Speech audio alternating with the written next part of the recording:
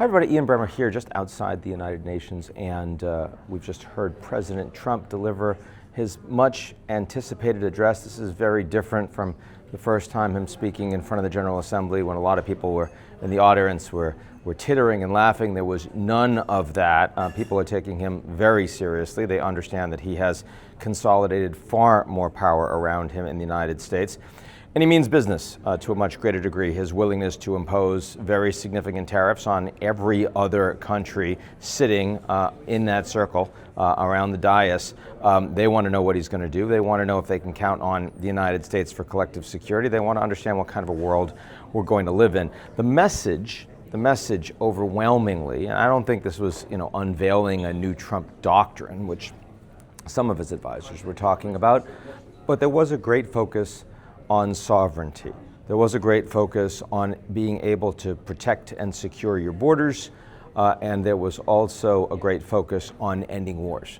On the former, it was really both berating former President Biden for not protecting the United States, also saying the Europeans are going to be destroyed, that their countries will not be able to maintain themselves if they continue to allow large numbers of illegal migrants into their countries, people specifically that do not uphold the cultures, the national identity, the sense of community that he believes these countries have and that are being threatened.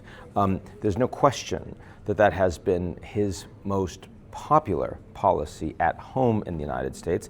It's also one that has led to a great deal of anti-establishment populism across Europe. So I understand why he is leaning into it. He also focused on the effort to try to bring wars around the world to the end. Of course, he took a lot of credit for those that he has had some influence on. Rwanda and the Democratic Republic of Congo, for example, Thailand and Cambodia, for example, even Armenia and Azerbaijan, India and Pakistan, at least at the margins. President Trump has made efforts to use American diplomacy, influence, good offices, and leverage to bring conflicts to a close. The biggest conflicts in the world, unfortunately, are actually escalating. And Trump did not shy away from that. On Russia-Ukraine, he said he was very disappointed with Putin. He admitted that he tried to get that war done. He thought, he was confident it was going to happen. He said sometimes in wars, you try to get these things to happen and they just don't. And as a consequence, so far he's failed. And the Russians haven't listened. But his focus has been additional tariffs on countries that are helping the Russians to pay for the war through buying their oil. And he also said, he reiterated that the Europeans need to join the United States. The levels that he's talking about, I don't see that happening. Might we see room for incremental greater tariffs by the United States on these countries? I think it's possible, but it's not where I think he is heading.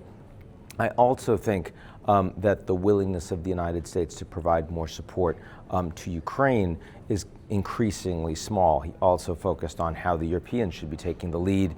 They're right there. The Americans an ocean away, not really the job of the United States. Was also very critical of the fact that there is not a peace deal coming in Gaza, and he wants that war over. He wants those negotiations restarted. Clearly not happy about the fact that Israel has expanded its efforts on the ground into Gaza City. But the blame squarely put on the feet of Hamas, still 20 hostages that they are holding and have been holding since October 7th. Trump wants them released. It was one of the few applause lines that he actually delivered to the United Nations General Assembly when he said that that is the priority right now, that all of the hostages need to be released. He certainly wasn't being directly critical of Israel in any way, but he did say, and he repeated, that he wanted the war to be over. I do think that that has been another area where Trump has been popular in the United States, is the idea that the U.S. has fought a number of wars which have been incredibly expensive. They've been fought largely on the backs of men and women that don't have connections, that aren't wealthy, and for what gain, for what purpose? And so the fact that he is saying not only does the U.S. not want to have boots on the ground in places like Iran or Venezuela, where the U.S. clearly has interests in playing a military role, but also wants to help ensure that around the world we don't see significant crises that are blowing up. Other than that, there were a few of the greatest hits that one expects to see from Trump. He's really angry about the fact that he never got that $500 million agreement to revamp, to refurbish the United Nations. It was years and years ago, but he remembers these things. He holds grudges, talked all about how he's the best real estate developer in the world, and you didn't get marble floors, you got terrazzo. I wish I was making this up. It was actually quite a few minutes of the speech talking about just the kind of mahogany walls you were going to have in the UN. I've never seen a president talk about that before, using his time, but he used more time than was expected, so I guess it didn't take away from the other things he wanted to say in the speech. Look, at the end of the day, this could have gone a lot worse. This was not the U.S. saying it's going to step away from the United Nations, not the U.S. saying I'm not going to pay for anything anymore, even announced a new biosecurity effort that will be done to try to use artificial intelligence to prevent or at least limit the development of dangerous bioweapons around the world. And he said the United Nations should play a role in that. And finally, right before he came onto the dais, apparently he had a either 20-second or 40-second, he mentioned both, encounter with Brazilian President Lula, where of course the U.S. has been beating them up very hard on tariffs in response to the fact that Jair Bolsonaro, the former president, is just been given a 27-year jail term by the Brazilian Supreme Court. There wasn't a meeting that was planned, but now Trump said on the back of that very, very brief chance encounter that he liked Lula and he's going to meet with him directly, and that's the kind of thing that might actually lead to a very, very different outcome for U.S.-Brazil relations. And that leads me to my final point, which is that so much of what's happening right now is capricious, and it's on the back of what Trump chooses. I was speaking with one of the global leaders here from Europe last week who described to me the fact that they have always had a model of how to deal with U.S. policy as a triangle. They deal with the president, they deal with the administration, the cabinet, and they deal with Congress. And that person asked me, is it becoming increasingly one big dot?